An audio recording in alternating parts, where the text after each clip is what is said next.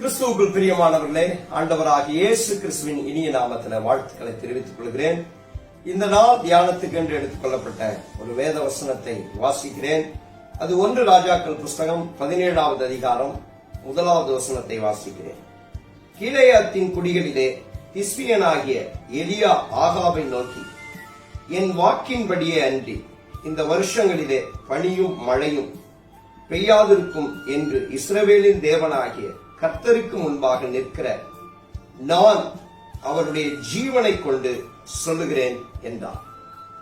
கிறிஸ்துவுக்குள் பிரியமானவர்களே, இந்த வசனத்துல நாம் பார்க்கிறோம், எலியா ஆகாபை நோக்கி, என் வாக்கின்படியே அல்லாமல் பனியும் மழையும் பெய்யாதிருக்கும் என்று இஸ்ரவேலின் தேவனாகிய கர்த்தருக்கு முன்பாக நிற்கிற எலியா என்று சொல்லப்பட்டிருக்கிறத நாம் பார்க்கிறோம். எலியா ஆகாப்ட ஒரு சவால் விடுகிறார், என் வார்த்தை இல்லாமல் மழை பெய்யாது. அப்ப இப்படிப்பட்ட சவாலை அவர் எப்படி செய்ய முடிகிறது என்றால், அவர் தன்னை குறித்து சொல்லும் பொழுது இஸ்ரவேலின் தேவனாகிய கர்த்தருக்கு முன்பாக நிற்கிற எலியா. பாருங்க, எலியாவுக்கு இங்கு இஸ்ரவேலின் தேவனாகிய கர்த்தருக்கு முன்பாக நிற்கிற மனுஷன் என்று நாம் பார்க்கிறோம். அப்போ இந்த அதிகாரம் வானத்தை அடைக்கவும் வானத்தை திறக்கவும் அவனுக்கு கிடைத்த அதிகாரம் எதனால் வந்தது என்றால், அவன் ஒவ்வொரு நாளும் தேவனுக்கு முன்பாக நிற்கிற ஒரு மனுஷனாயிருந்தான். அந்த தேவனுக்கு முன்பாக நிற்கிற மனுஷன், அதாவது தேவனோடு உறவாடுகிற, தேவனோடு ஐக்கியமாயிருக்கிற மனுஷனாய் இருந்தபடியினாலதான் அவன் இப்படிப்பட்ட சவாலை விடுவதற்கு அதிகாரம் அவனுக்கு கிடைத்தது. இதைத்தான் யாக்கோபு இப்படியாக சொல்லுகிறார். 5வது அதிகாரம் 17வது வசனத்துல, எலியா என்பவன் நம்மை போல பாடுள்ள மனுஷனாயிருந்தும் மழை பெய்யாதபடிக்கு கருத்தாய் ஜெபம் பண்ணினான். அப்பொழுது 3 வருஷமும் 6 மாதமும் பூமியின் மேல் மழை பெய்யவில்லை. மறுபடியும் ஜெபம் பண்ணினான். அப்பொழுது வானம் மழையை பொழிந்தது, பூமி தன் பலனை தந்தது. இங்கு எலியாவை குறித்து நாம் பார்க்கிறோம். யாக்கோபு இப்படியாக சொல்லுகிறார், நம்மை போல அவன் ஒரு பாடுள்ள மனுஷன். அதாவது நமக்கு என்ன பிரச்சனை இருந்ததோ அதே பிரச்சனை அவனுக்கு இருந்தது. எலியா என்பவனுக்கு சத்துருக்கள் இருந்தார்கள். அவனும் சத்துருக்களுக்கு ஓடி ஒளிந்து கொண்டான். அவனுக்கும் பசி இருந்தது, அவனுக்கும் பிரச்சனைகள் இருந்தது, தனிமை இருந்தது, பல பிரச்சனைகள் அவனுக்கு இருந்தாலும் அவன் ஒவ்வொரு நாளும் தேவனுக்கு முன்பாக நிற்கிற மனுஷனாயிருந்தான். அதனாலதான் அவனால வானத்தை அடைக்க முடிந்தது 3.5 வருஷம். அதற்கு பிறகு அவன் ஜெபம் பண்ணினான், வானம் திறந்து மழை பெய்தது.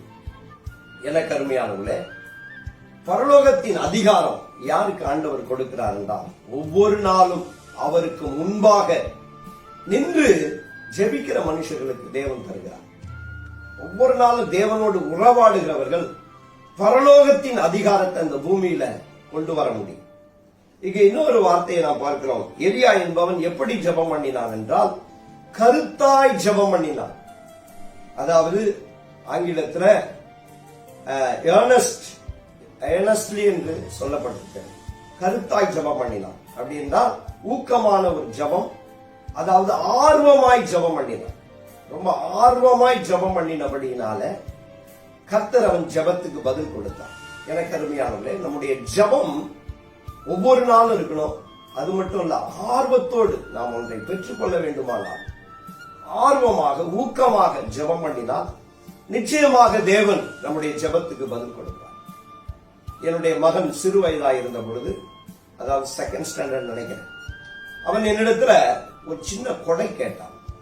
அப்பொழுது நான் அவனுக்கு ஒன்றை சொல்லிக் கொடுத்தேன். ஜெபத்தை சொல்லிக் கொடுப்பதற்காக, நான் வாங்கி தர மாட்டேன், நீ ஜெபம் பண்ணு, கர்த்தர் உனக்கு தருவார் என்று சொல்லி அவனுக்கு நான் கற்றுக் கொடுத்தேன். அப்பொழுது அவன் போய் தனியாக உட்கார்ந்து ஆண்டவர்கிட்ட கேட்டான், எனக்கு ஒரு சின்ன கொடை வேணும் என்று சொல்லி கர்த்தர்கிட்ட கேட்டான்.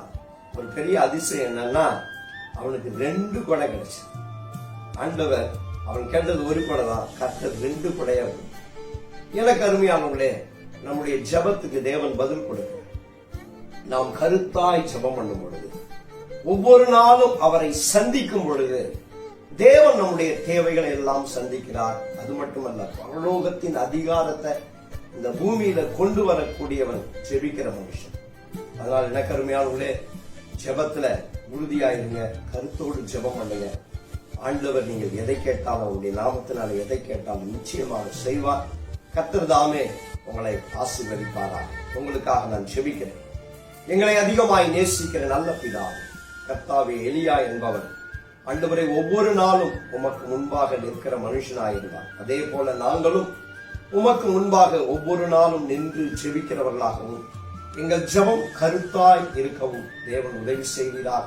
உம்முடைய பிள்ளைகள் கேட்டுக்கொள்ளுகிற யாவற்றையும் நீர் கொடுத்து ஆசீர்வதிக்கும்படி நான் ஜெபிக்கிறேன். அவர்கள் ஜெபத்துக்கு பதில் தாரும், ஜெபத்தை கற்றுத்தாரும். ஆசீர்வதி. இயேசுவின் நாமத்தில் ஜெபிக்கிறோம் நல்ல பிதாவே.